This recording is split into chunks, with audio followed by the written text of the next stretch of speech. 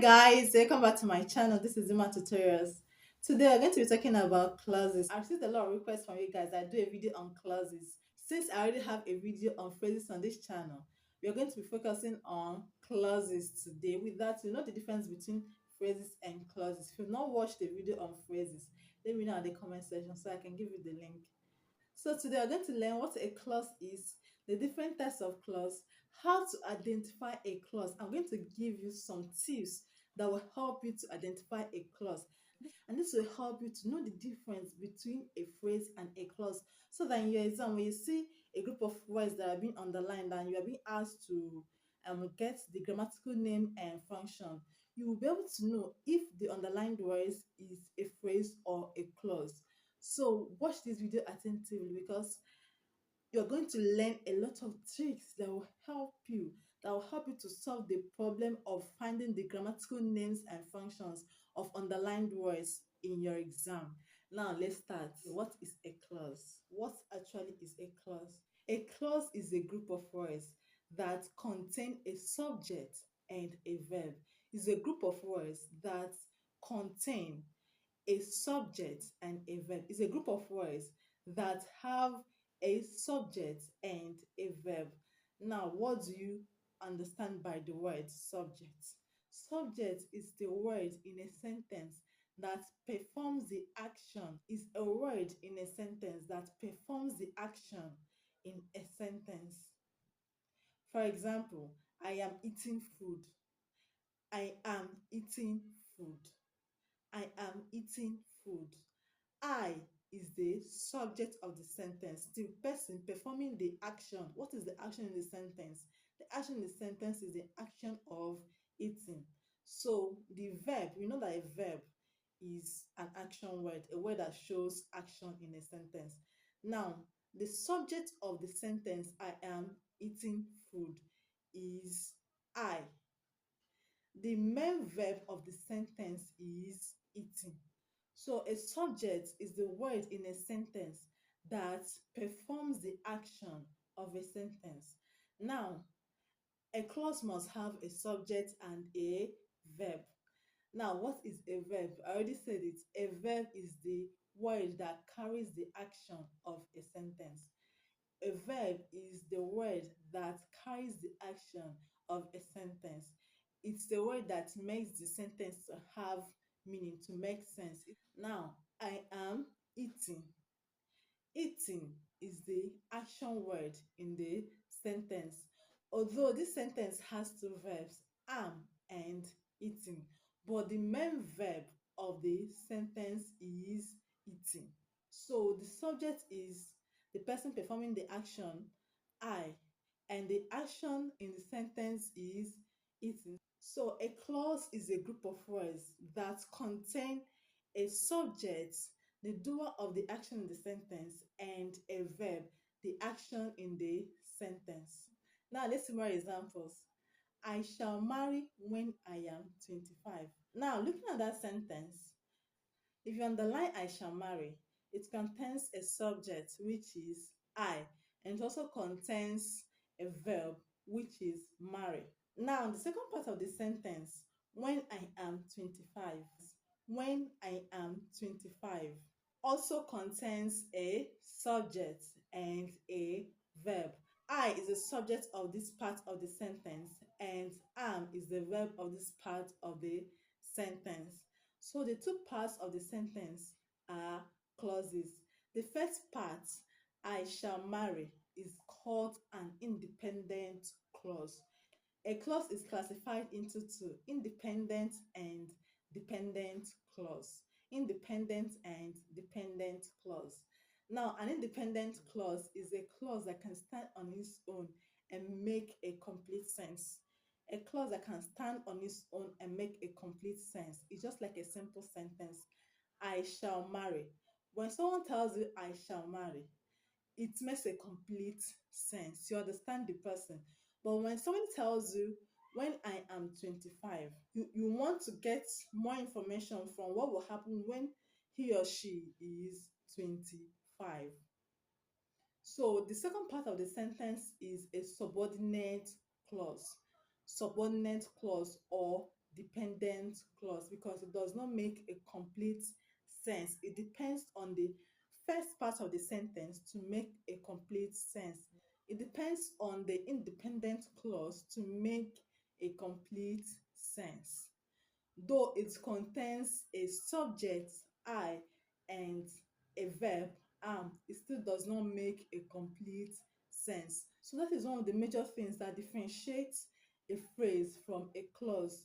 A phrase does not contain a subject and a verb, but a clause must contain a subject and a verb.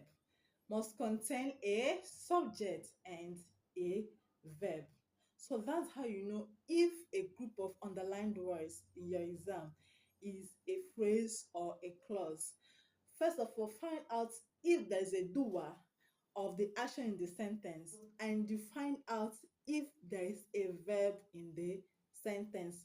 When there's a subject, the doer of the action in the sentence, or the person or thing the sentence is talking about, then you have a subject in the underlined words, and you check if you have a verb in the underlined words. When you have these two things in a group of words, then it is a clause. It is a clause. Phrase does not contain a subject and a verb at the same time. So we're not talking about phrase in this video. I've already talked about phrase in my previous video. So if you want to watch it, let me know so I can give you the link. So that is it. That is clause and the classification of clause. I believe you now understand what a clause is and how to identify a clause. Now let's look at the different types of clause, because in your exam you're going to be asked to find the grammatical name and function. After you've understood and you have identified a group of words to be a clause, the next thing you should be thinking is the kind of clause it is, right? There are three types of clause. We have a noun clause, an adjective clause, and an adverb clause. A noun clause, adjective clause, and adverb clause. No more, no less. Although you might have heard about relative clause, a relative clause is the same thing as an adjective clause. So you can say adjective clause or say relative clause. So we have noun clause, adjective clause, and adverb clause. Adjective clause is the same thing as relative clause. So don't get confused when you hear relative clause and adjective clause, they are the same. Now let's talk about noun clause. A noun clause is a clause that functions as a noun. It's that simple. What are the functions of a noun in a sentence? A noun functions as the subject of a sentence, object of a verb, and object of a preposition. Those are the three functions of a noun clause. A noun clause functions as the subject of the sentence, the object of a verb, and the object of a preposition. Now, after you've identified a group of words to be a clause, how do you now know if it's a noun clause or not?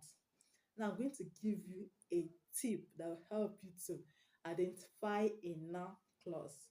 A noun clause usually begins with that, how, if, who, what, which, whether, whom, whose, whoever, whomever, whichever, whatever, whenever, and when. So these are the words that herald a noun clause. They point to a noun clause. When you see these pointers, when you see these words, then it doesn't 100% mean that it's a noun clause, but it points to the fact that it might be a noun clause, because there are still other parameters that you need to check to make sure that it is a noun clause. But when you see these words beginning a group of underlined words, you need to suspect that it might be a noun clause. I hope you're following. Now, when you suspect a group of words to be a noun clause because it starts with any of the words I've mentioned, that, if, who, which, it is. So the next thing you should do to really make sure that it is a noun clause is to try replacing the underlined words with a proper noun. Try replacing the underlined words with a proper noun. A proper noun is the name of a person.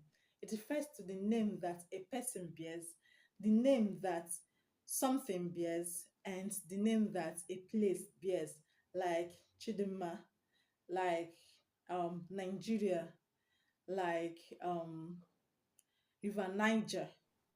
That is the name of the river, River Niger. So back to what we are talking about. Try to replace the underlined words that is suspect to be a noun clause with a proper noun. Now let's take an example. That Musa achieved such a feat was wonderful. That Musa achieved such a feat was wonderful. That Musa achieved such a feat was wonderful. Now, if I underline that Musa achieved such a feat, that Musa achieved such a feat, the underlined words start with that, which points to the fact that it might be a noun clause. Now, the next thing I should do to cross-check if it's a noun clause is to replace the underlined words that Musa achieved such a feat with a proper noun. Now, let's take Musa as a proper noun that we are going to replace the underlined words with. Now, if I say Musa is wonderful, does it make sense? Yes, it makes sense. So the underlined words is a noun clause. It starts with one of the pointers to noun clause, that, and I was able to replace the underlined words with a proper noun. So that makes it a noun clause. I hope you're following. Another thing that will also help you to still cross-check and make sure that the underlined words is a noun clause is to check if the underlined words answers the question in the other parts of the sentence. If the underlined words answers the question in the other parts of the sentence. Now let's use our example. That Musa achieved such a feat was wonderful. That Musa achieved such a feat was wonderful. Now, does this underlined words answer the question in the remaining part of the sentence? What was wonderful? That Musa achieved such a feat. What was wonderful? That Musa achieved such a feat. So it answers the question in the other parts of the sentence. So this is a noun clause. How to identify a noun clause? Now listen again. How to identify a noun clause after you've identified a group of words to be a clause because it has a subject and a verb. Now you have to check if it starts with any of the pointers that I already mentioned, that WH words and if. That WH words are who, which, what. You already know them. I've already mentioned them. Now, does the underlined words start with any of those? If they do, then you should suspect it might be a noun clause. Now, after you suspected that it might be a noun clause, the next thing is to replace the underlined words with a proper noun, the name that a person bears, the name that a thing bears, the name that a place bears. Replace the underlined words with a proper noun. If the sentence still makes sense, then know that the underlined words is a noun clause. Hope you are getting it. Now, the third thing and the last thing that will help you to check and be sure if it's really a noun clause is to check if it answers the question in the remaining part of the sentence. If it answers the question in the remaining part of the sentence. What was wonderful? That Musa achieved a great feat. I hope you understand that and you can easily identify a noun clause. Now let's look at the functions of a noun clause. Functions of a noun clause. I already mentioned that it has three functions. It functions as the subject of the sentence, object of a verb, and object of a preposition. Remember. Now let's see noun clause as the subject of a sentence or subject of a verb. subject of a sentence, or you can also say subject of a verb. A noun clause functions as the subject of a verb or subject of a sentence if the verb in the sentence refers to it. Remember I told you what a subject is? A subject is a doer of action in a sentence. So if a verb refers to a noun clause, it means that the noun clause is the subject of the verb. And a noun clause functioning as the subject of a verb will usually come before the verb. It will usually come before the verb, and it will be the thing or the person that the verb is referring to. Now, let's see an example of a noun clause functioning as the subject of a verb or subject of the sentence. How the robbers escaped was a mystery.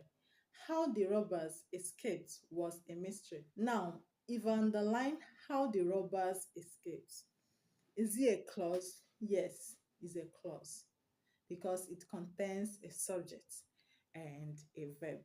The subject robbers and the verb escaped. So it's a clause. Is it a noun clause? Yes, it's a noun clause. First of all, it starts with the pointer to a noun clause. Secondly, it can answer the question of the main part of the sentence.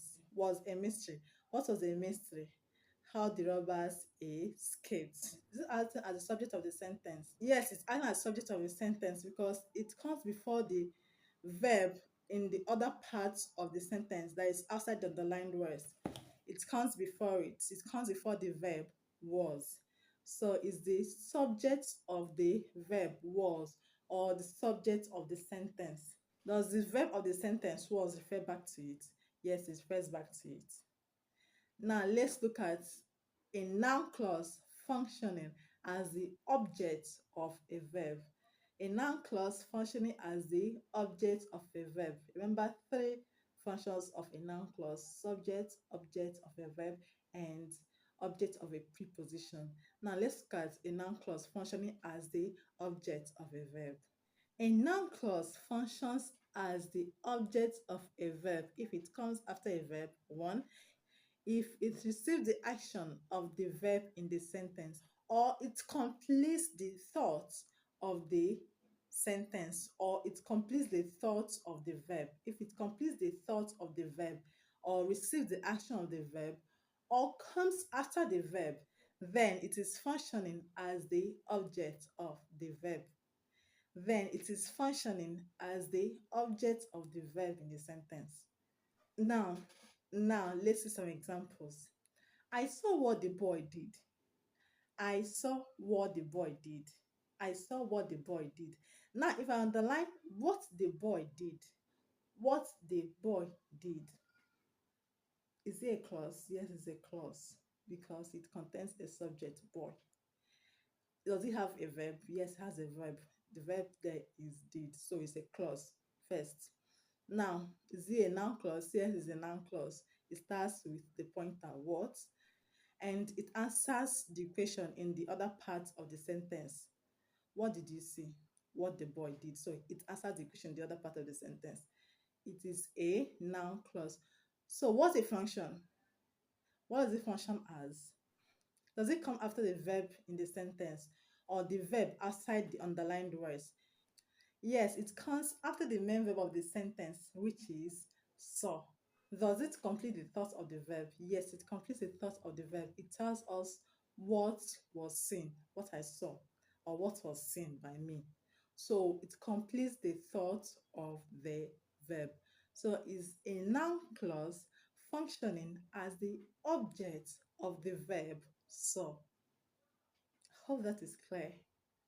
I think we should answer some questions at the end of this video. Should I give you some questions at the end of the video? We are going to answer some questions on noun clause because I'll be ending this video on noun clause. I think it's already too long. Another video I can talk about adjective clause and adverb clause. So let's just end this video on noun clause because the most important thing in every lesson is for you to understand and be able to apply the knowledge in your exam. Now let's look at the third function of a noun clause. The third and the last function of a noun clause, which is object of a preposition.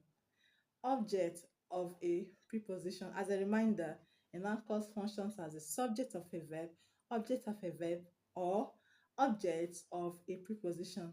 Now, a noun clause functions as the object of a preposition if it comes after the preposition, directly after the preposition. A noun clause functions as the object of a preposition if it comes directly after the preposition.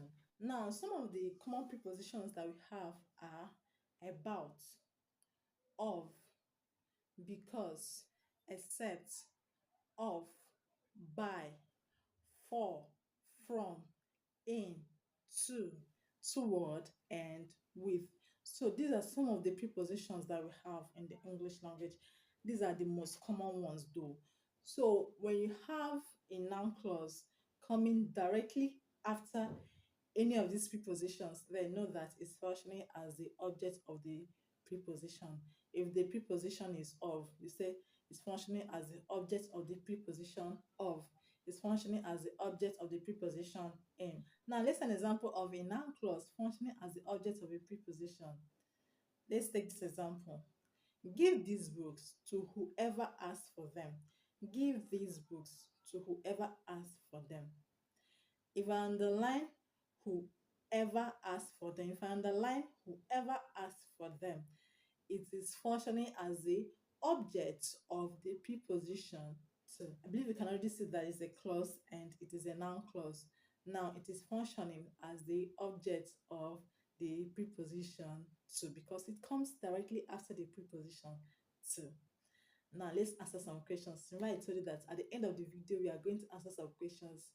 Now let's see some questions. Please, please, please don't forget to give this video a thumb up, please. Give it a thumb up and tell me what you think about the video at the comment section. I want to see your comments at the comment section and don't forget to share the video to your friends. Now let's see the questions. It's only two questions. One, what makes Nigeria rich is oil. Two, your success depends on how you use your time. The words that are in capital letters are used in place of underline because the app I'm using does not have that function. So instead of underlining, I capitalize the words. So find out the names, the grammatical names and functions of the words that are in capital letters. And let me see your answers at the comment section. So guys, that brings us to the end of the lesson. I hope you learned something from this video. I hope you understood it. If you have questions, let me know in the comment section and answer those questions I gave you. And do not forget to subscribe. Do not forget to share the video and click on the like button. See you next time. Bye.